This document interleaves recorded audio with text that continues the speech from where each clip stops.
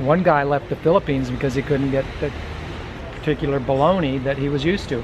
And you got to remember that the older people get, the more set in their ways. You know, if they've been, I mean, I was kind of getting that way with the cream in Ecuador. I really enjoyed buying that cream, and I kind of miss it.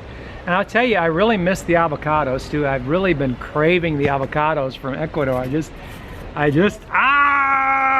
I'm not going to pay $2.65. No, that's euro. That'd be $3 for one avocado here in southern Italy. That's just ridiculous, right? Am I complaining? No, I'm just making a point. So how has this humbled you?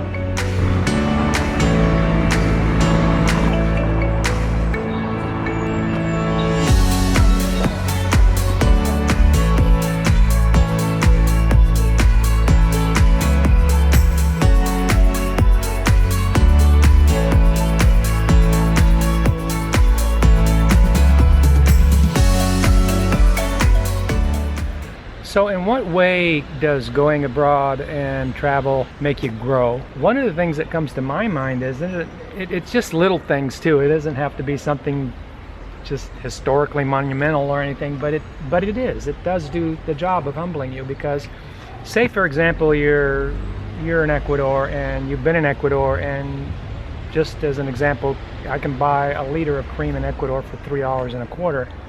Right? And then I go to Panama and it's 3 times as much, it's $10, right? So the tendency would be to complain, right? And say, oh my gosh, it's 3 times as much. Oh yeah, blah, blah. And then you come to southern Italy and it's like, you can't get the cream at all. Forget about paying 3 times as much. There just isn't any. Well, they have the well, in some spots stuff. They have the little tiny little cartons and they're full of chemicals. So, and this may seem like such a small thing to people sitting at home, you know, that haven't traveled. But I'll tell you, there's an awful lot of people that leave countries because they can't get their favorite thing. Like we know people that left Cuenca, Ecuador because she couldn't get her particular pie filling, but she could in Mexico, so they went to Mexico, yeah. And these are people that I personally have known as acquaintances and some friends. One guy left the Philippines because he couldn't get the particular bologna that he was used to. And you got to remember that the older people get, the more set in their ways. You know, if they've been, I mean, I was kind of getting that way with the cream in Ecuador. I really enjoyed buying that cream, and I kind of miss it. And I'll tell you, I really miss the avocados too. I've really been craving the avocados from Ecuador. I'm not going to pay $2.65. No, that's euro. That'd be $3 for one avocado here in southern Italy. That's just ridiculous, right? Am I complaining? No, I'm just making a point. So how has this humbled you? It humbles you because when you see something that's not what you want, you just hold back. You realize that, you know what? You could go somewhere else and it'll be worse. Just appreciate what you've got when you've got it, and then look to appreciate what it is that you can get, and you know, try to make some kind of, you know, try to like something else other than what you were expecting. Well, you know, that brings up the subject of who I think shouldn't go abroad, and I think it's perfectionists.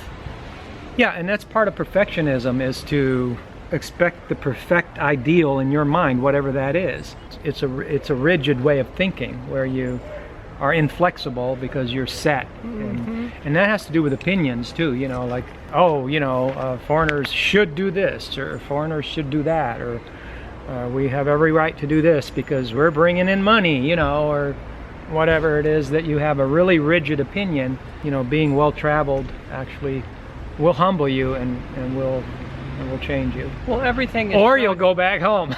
Everything is so different. I think true perfectionists would have a really hard time living in another country other than their own, because they've grown up in the country they're in and they've adapted.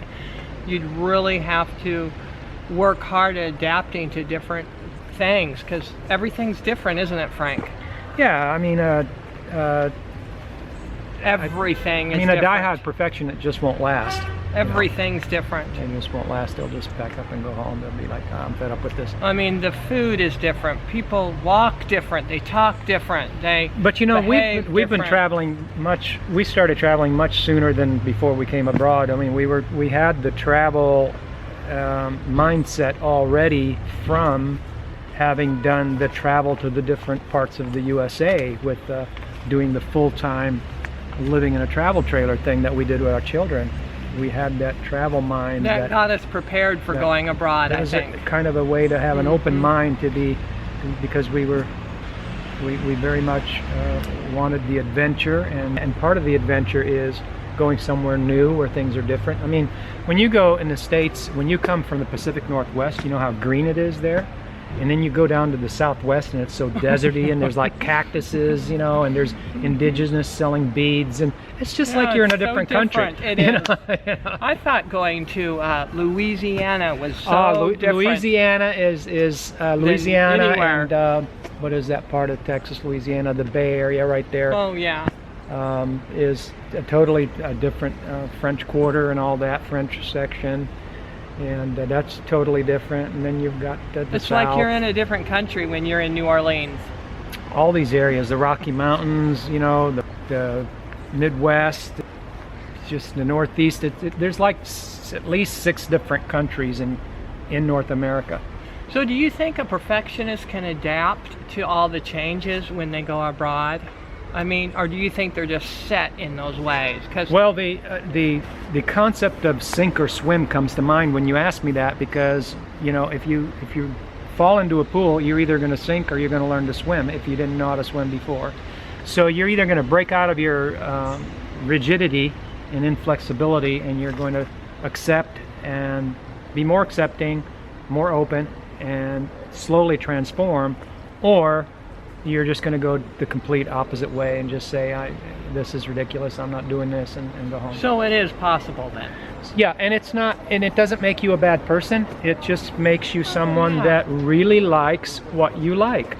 At least you know what you like and what you don't like. I like this. And it happens to be in America, and that's what I like. I've done this, and I decided that I like America better. That's okay. That's perfectly fine. That's perfect. But the issue comes, and the challenge is when you don't really know that that's what you like. Mm-hmm. You see, and then you do this abroad thing because everybody else is doing it. There you go. And it seems like a fad because it's all over the internet. And hey, maybe we should do this, and not really being introspective, haven't spent enough time being introspective to realize what it is that your boundaries are in your areas of your life. Exactly. And then when those boundaries get tested when you go abroad, that's when you realize more about yourself. So really you're learning about yourself. So you need to learn more about yourself and be a little bit more prepared before you go abroad. Yeah, and so it's not about watching other people's videos and them telling you how wonderful everything is. Exactly. Because everything may very well be wonderful for them. Usually they're just a pumper though. And so it's not about that. It's about what we just said about knowing yourself. And and it may take some escaping from your normal boundaries to realize that. Well, I think younger people are a little bit more adaptable to the change. I think they change a little bit better, 20-ish something, 30-something people, because they're not so set in their ways. I think the older that we get, the more set in our ways we become. Mm-hmm. So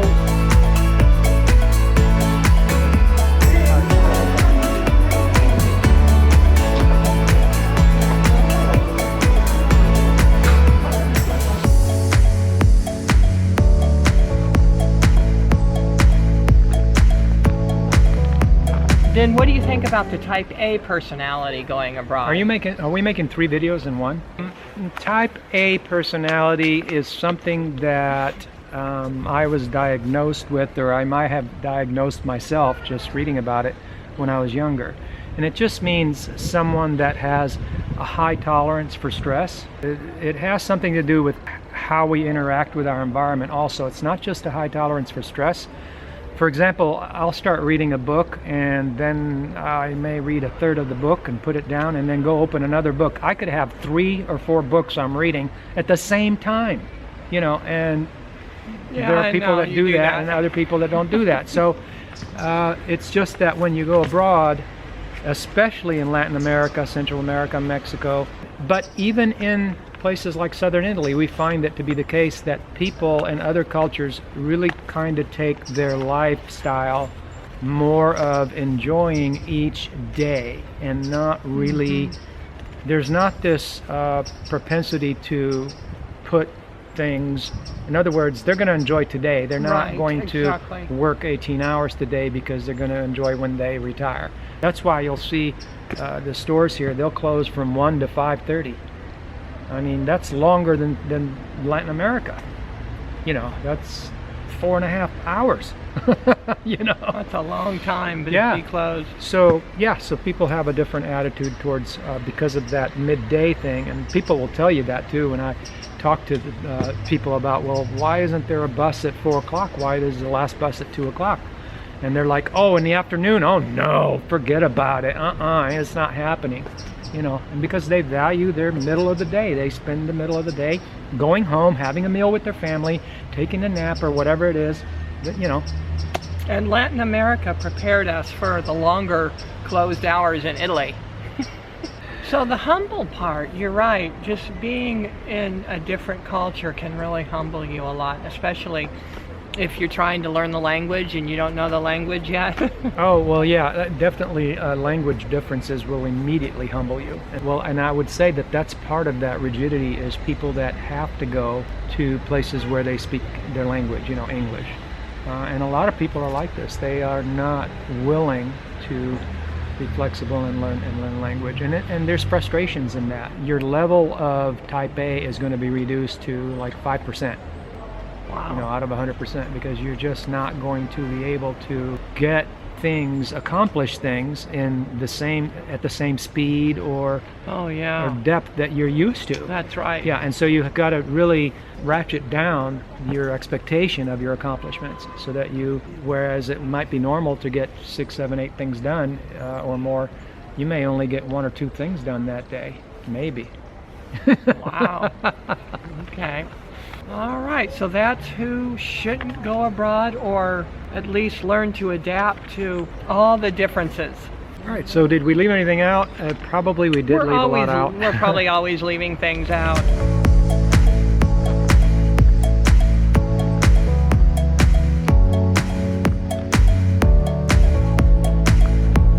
It's like a miniature botanical garden, yeah. Miniature botanical garden.